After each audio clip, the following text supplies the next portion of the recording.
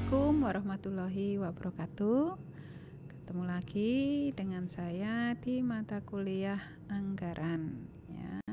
Bagaimana kabarnya teman-teman sekalian? Semoga semuanya sehat dan diberikan kesempatan untuk mengikuti setiap sesinya, walaupun mungkin tidak secara bersamaan ya.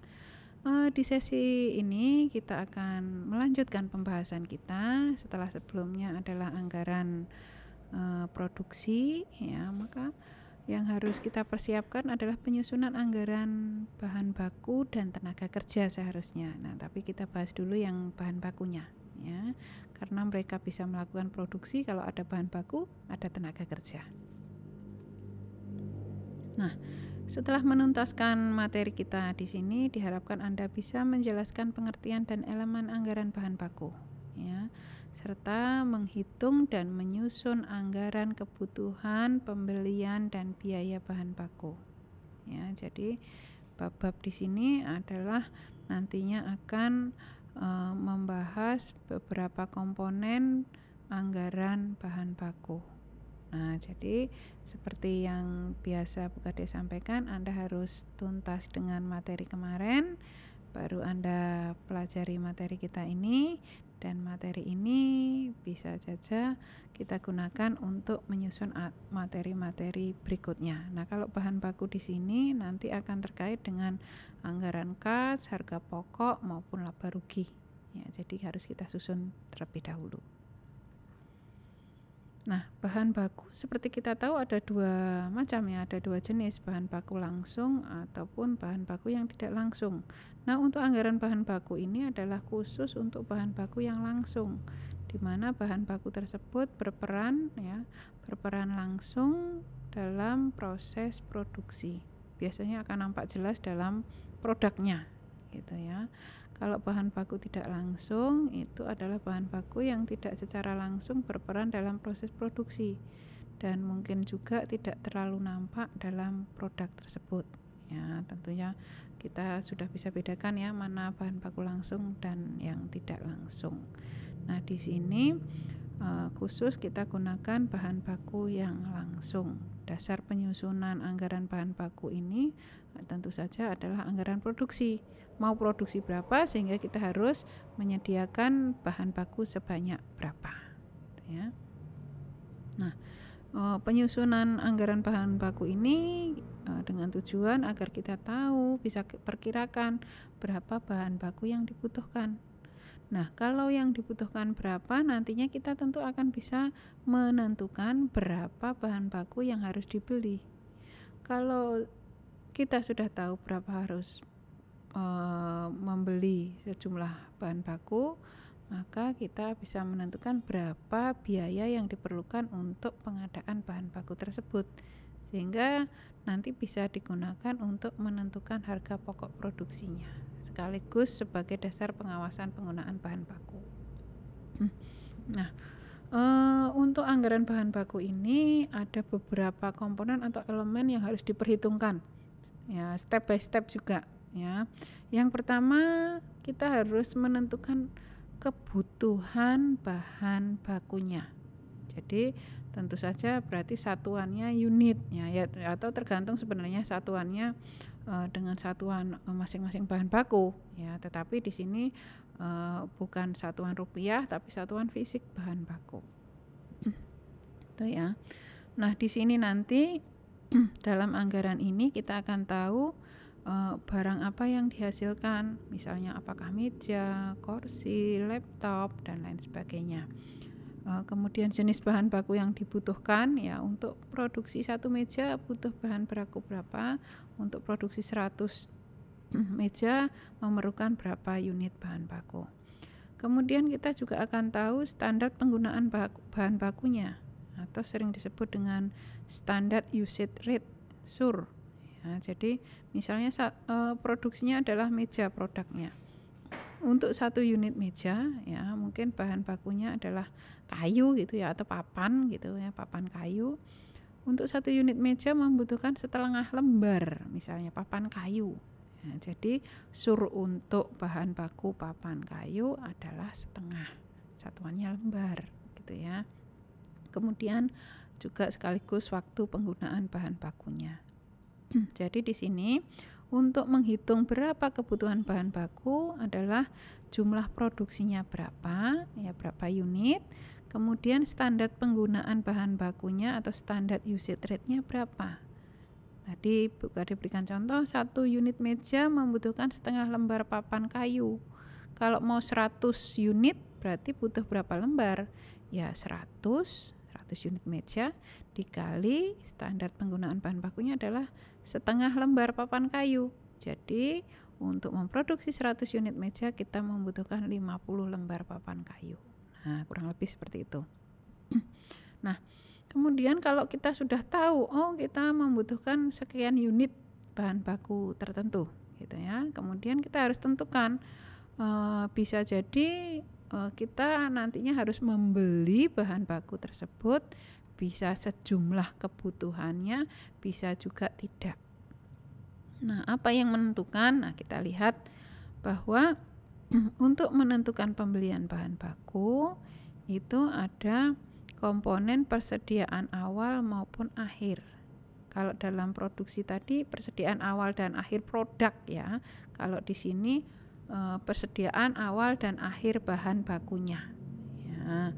Jadi tadi butuh bahan baku berapa, kemudian harus ada persediaan di setiap akhir periode berapa, kemudian sudah ada persediaan awal bahan baku berapa, sehingga kita tahu jumlah yang dibeli. Ini masih dalam satuan unit.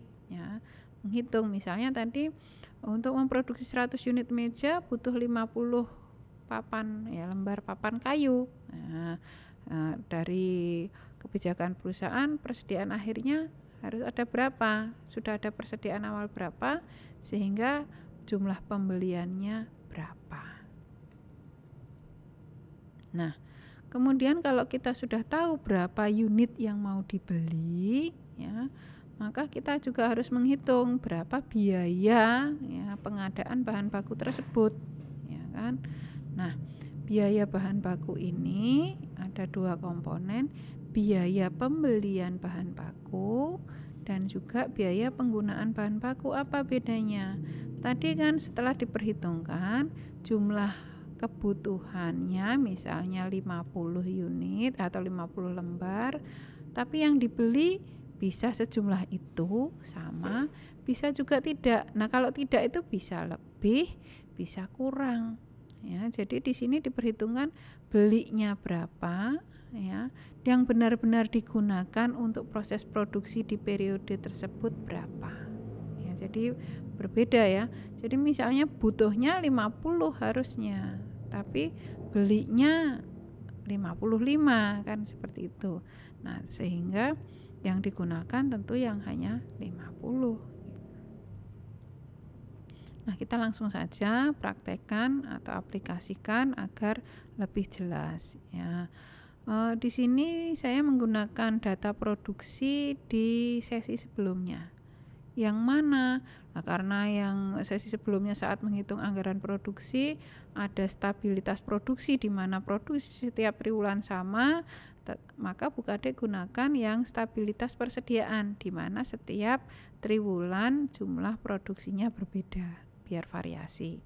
Ini data saya ambil dari anggaran produksi di sesi sebelumnya.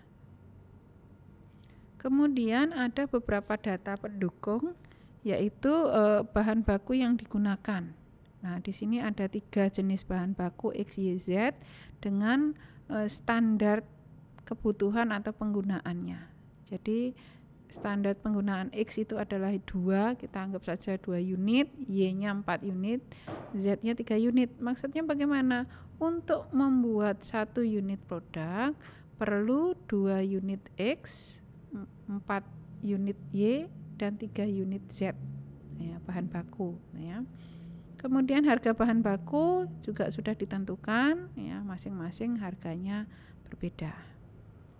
Nah, juga sudah ada data persediaan akhir yang harus ada di setiap periode ya, baik bahan baku X, Y, Z di setiap triwulannya juga dirinci. Termasuk juga kita sudah punya data persediaan awal masing-masing bahan baku. Nah, kita diminta untuk menghitung berapa kebutuhan bahan baku, berapa yang harus dibeli, dan berapa biayanya bahan baku. Nah, yang pertama kita harus menghitung dulu butuh bahan baku berapa. Ya, kita hitung dari data-data yang kita miliki. Ya, untuk kebutuhan bahan baku berarti kita butuh data rencana produksi dan standar bahan bakunya masing-masing, ya, dimana ya, cara perhitungannya adalah jumlah produksi dikali standar penggunaan bahan baku atau surnya. Nah, di sini kita hitung bahan baku X produksinya berapa, standarnya 1 unit membutuhkan X berapa, surnya ya, surnya X tadi 2, Y-nya 4, kemudian X, Y, Z-nya tadi 3. Nah, sehingga kebutuhan bahan baku adalah produksi dikali sur. Nah, kita perhitungkan baik bahan baku X, Y maupun Z. Nah, di sini masih cukup mudah saya rasa ya. Kemudian nah, kita gabung jadi satu agar lebih informatif, nggak mencar-mencar gitu ya. Jadi di sini kita tahu, oh, di setiap periode, setiap triwulan bahan baku yang dibutuhkan berapa juga jelas. Ya, jangan lupa ditambahkan 1 baris sigma sehingga diketahui berapa total kebutuhan bahan baku secara total untuk masing-masing bahan baku X, Y maupun Z. Kalau kita sudah tahu butuhnya berapa unit, kita harus hitung belinya berapa unit, gitu ya. Kita awali dengan menghitung bahan baku X, ya, masih dalam satuan unit. Tadi data yang dibutuhkan adalah data kebutuhan bahan baku X, persediaan awal X, dan persediaan akhir X. Nah, untuk menghitung pembelian bahan baku, ya, sesuai dengan rumus perhitungan tadi, kita coba juga menghitung menggunakan tabel agar lebih mudah. Kita masukkan kebutuhan bahan baku X, persediaan akhir sudah kita tahu, persediaan awal kita juga tahu. Nah, bagaimana untuk mengisi kolom-kolom yang lain? Nah, ingat bahwa persediaan akhir periode tertentu akan menjadi persediaan awal periode berikutnya. Jadi isikan dulu semua persediaan awalnya. Nah, setelah itu barulah jumlah kebutuhan bisa dihitung, sekaligus juga jumlah pembelian bisa dihitung berikutnya. Jangan lupa sigma ini juga diisikan, caranya sama dengan pengisian sigma saat menghitung produksi, ya, yang kemarin maupun saat menghitung yang terdekat adalah di sesi produksi kemarin ya, caranya ya, silahkan Anda hitung, Anda lihat kembali. Nah, cara yang sama juga diaplikasikan nanti untuk menghitung bahan baku yang lain ya. Ini setelah semua terisi seperti ini ya, maka kita akan tahu bahwa bahan baku X ya yang dibeli ya di periode 1 yang dibutuhkan 90.198, yang dibeli juga sama. Tetapi secara total ya ada terjadi selisih saat dihitung kebutuhannya 375.664, tetapi ternyata harus kita beli sebesar 376.664. Nah, jadi pembeliannya itu bisa sejumlah kebutuhan, bisa juga tidak. Tidak itu berarti bisa lebih banyak, bisa lebih sedikit. Ya, cara yang sama juga untuk pembelian bahan baku Y. Berarti yang digunakan adalah data kebutuhan Y, persediaan awal Y, persediaan akhir Y. Nah, tabelnya sama. Masukkan semua data yang diketahui, data kebutuhan, persediaan akhir, dan persediaan awal. Diisikan persediaan awal adalah dari persediaan akhir periode sebelumnya. Tinggal nanti notasinya dijalankan untuk mengisi kolom jumlah kebutuhan dan jumlah pembelian. Nah, kalau ini sudah Adik isikan ya, nanti silahkan dicoba dulu ya, dicoba dulu untuk mengisi yang ini. Nanti kuncinya bisa dicocokkan dengan yang ini. Ya. Dan yang sama juga untuk Z ya. Z juga sama caranya ya, kemudian juga diisikan secara penuh. Nah, kemudian setelah itu ya kita tahu berapa pembeliannya, berapa unit yang harus dibeli, maka siapa yang harus bersiap-siap nanti? Tentu saja bagian keuangan, berapa biaya atau dana yang harus tersedia untuk pengadaan bahan baku tersebut. Ya, pembelian A berapa setiap periode, pembelian B berapa, pembelian C berapa, harga setiap unit. Maaf ya, ini ada sedikit salah ketik ya. Harusnya bahan baku X, Y, dan Z. Ini harganya juga X, Y, dan Z gitu ya. Jadi unitnya berapa yang harus dibeli, harganya berapa, tentu saja tinggal dikalikan. Ya, ini jadi bahan baku X, Y, dan Z. Belinya berapa unit ya, karena ini pembelian bahan baku kali harganya setiap unit berapa, maka nanti juga diberikan totalnya. Jadi bagian keuangan sudah siap sedia. Oh, di triwulan 1 harus sedia sekian rupiah untuk pengadaan bahan baku, dan di tahun tersebut kita harus mengadakan atau harus menyediakan sejumlah sekian rupiah untuk pengadaan bahan baku dalam 1 tahun gitu ya, secara keseluruhan bahan baku X, Y, dan Z. Jadi ini ditambahkan 1 kolom lagi karena ini tadi tidak cukup, saya sisipkan di bawah. Harusnya kalau cukup ya ini di sebelah kanan ya, jangan ditaruh di bawah. Nah, itu tadi untuk pembelian bahan bakunya, di mana pembeliannya kadang bisa sesuai, juga bisa tidak sesuai dengan kebutuhannya. Bisa sama ya, jumlah yang dibeli bisa sama ataupun tidak dengan jumlah kebutuhannya. Nah, kalau di sini kita menghitung bahan baku yang benar-benar digunakan. Ya, untuk apa ini juga diperhitungkan? Karena nanti untuk penghitungan harga pokoknya. Ya, jadi ini tadi kebutuhan bahan baku X, Y, Z tadi di awal sudah dihitung, harganya sudah kita tahu, maka biaya penggunaan bahan bakunya adalah kebutuhannya dikali harganya. Nah, kalau diperhitungkan jadi seperti ini. Ini adalah biaya penggunaan. Jadi bahan baku yang benar-benar digunakan berapa biayanya? Kalau yang di atas tadi pembelian, beli bahan bakunya berapa di periode itu, karena bisa jadi yang dibeli ya tidak semuanya digunakan. Kalau penggunaan di sini adalah benar-benar yang bahan baku digunakan oleh perusahaan ya untuk proses produksi di tahun tersebut gitu ya. Oke, mungkin itu yang bisa Bu Kade sampaikan.